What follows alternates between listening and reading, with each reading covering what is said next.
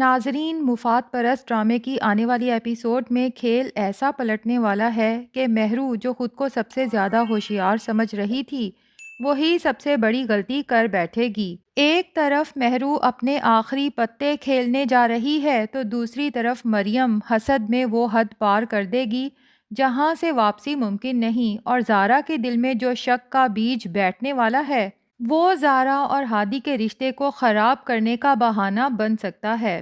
دراصل مریم جو بہت بے چین ہے اور یہ سن کر تڑپ اٹھتی ہے کہ زارا اور ہادی کی شادی اب زیادہ دور نہیں رہی۔ مریم کو سب سے بڑا خوف یہی ہے کہ اگر یہ نکاح طے ہو گیا تو ہادی ہمیشہ کے لیے اس کے ہاتھ سے نکل جائے گا۔ وہ پہلے مہرو کو فون پر فون کرتی ہے لیکن مہرو خود ایک بہت بڑے کھیل میں پھنسی ہوئی ہے، اس لیے مریم کو مجبوراً اپنا دماغ خود ہی لڑانا پڑتا ہے۔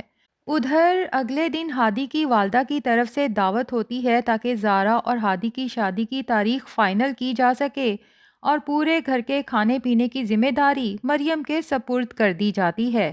مریم اوپر سے مسکرا کر کہتی ہے کہ خالہ آپ بالکل فکر نہ کریں، میں ایسی دعوت تیار کروں گی کہ سب خوش ہو جائیں گے، مگر اندر ہی اندر وہ موقع ڈھونڈ رہی ہوتی ہے کہ کسی طرح یا تو زارا آئے ہی نہ، اور اگر آ بھی جائے تو شادی کی بات آگے نہ بڑھ سکے۔ اسی دوران جب زارا سے بات ہوتی ہے تو وہ خود آنے کا فیصلہ کر لیتی ہے اور کہتی ہے کہ مریم اکیلی اتنا کام کیسے کرے گی، میں بھی آ جاتی ہوں، آخر یہ میرا ہونے والا سسرال ہے۔ یہ بات سن کر ہادی اور اس کی والدہ دونوں ہی بہت خوش ہو جاتے ہیں، لیکن مریم کے دل پر تو جیسے سانپ لوٹ جاتا ہے۔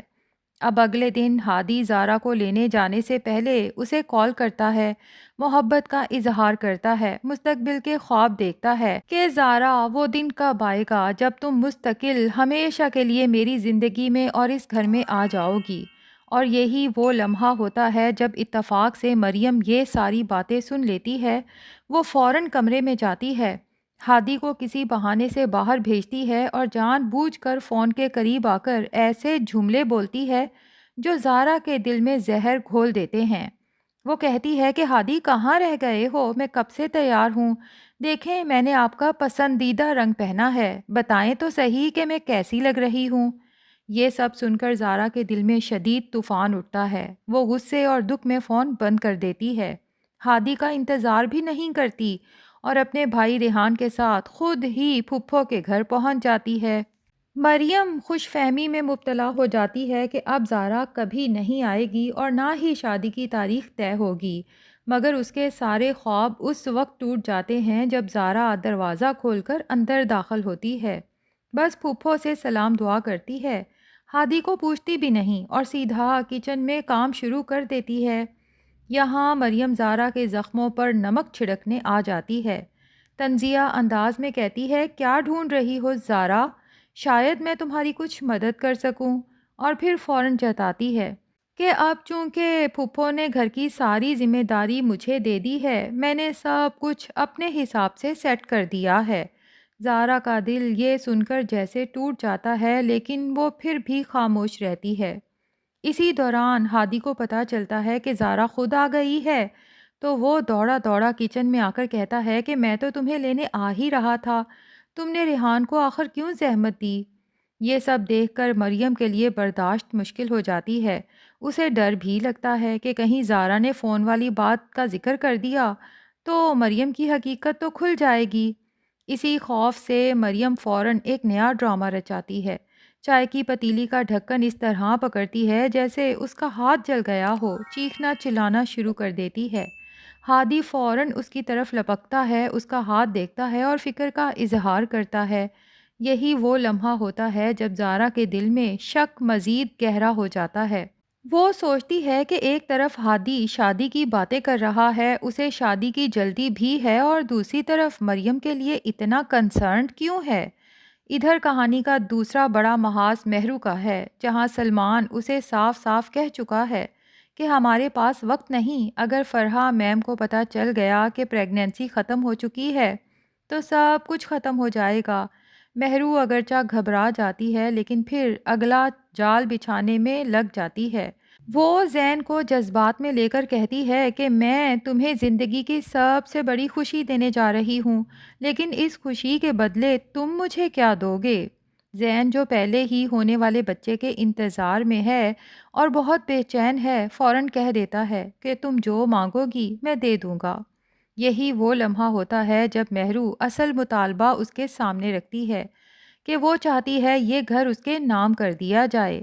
زین کچھ لمحے پریشان ہو جاتا ہے تو مہرو فوراً طعنہ دیتی ہے کہ میں جانتی تھی تم اپنا وعدہ پورا نہیں کر سکو گے۔ دیکھ لو زین، اگر تم نے یہ گھر میرے نام نہ کیا تو میں اپنے بچے کو لے کے یہاں سے ہمیشہ کے لیے چلی جاؤں گی۔ یہ سن کے تو زین مزید پریشان ہوتا ہے اور مہرو سے کہتا ہے کہ میں اپنا وعدہ ضرور پورا کروں گا۔ تبھی اسے لے کے اپنی ماں کے پاس جاتا ہے اور فرحہ سے کہتا ہے کہ ممی، آج میں آپ سے کچھ مانگنے والا ہوں، لیکن پلیز پلیز پلیز آپ نے انکار نہیں کرنا۔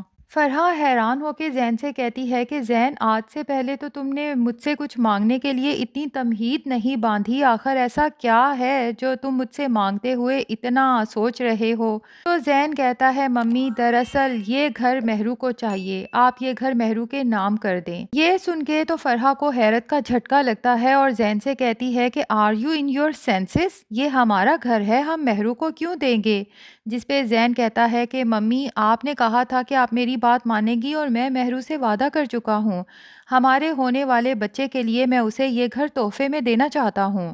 لیکن فرحہ جب صاف انکار کرتی ہے تو زین پر وہی پاگل پن کا دورہ ہوتا ہے۔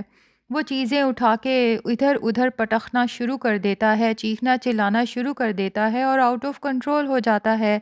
ایسے میں فرحہ کو سمجھ آ جاتی ہے کہ یہ سارا کھیل مہرو کا کھیلا ہوا ہے، لیکن میں مہرو کو جیتنے نہیں دے سکتی۔ تبھی زین سے کہتی ہے کہ اوکے زین، ریلیکس، جو تم چاہتے ہو وہ ہو جائے گا، میں یہ گھر مہرو کو دینے کو تیار ہوں، لیکن میری ایک چھوٹی سی شرط ہے۔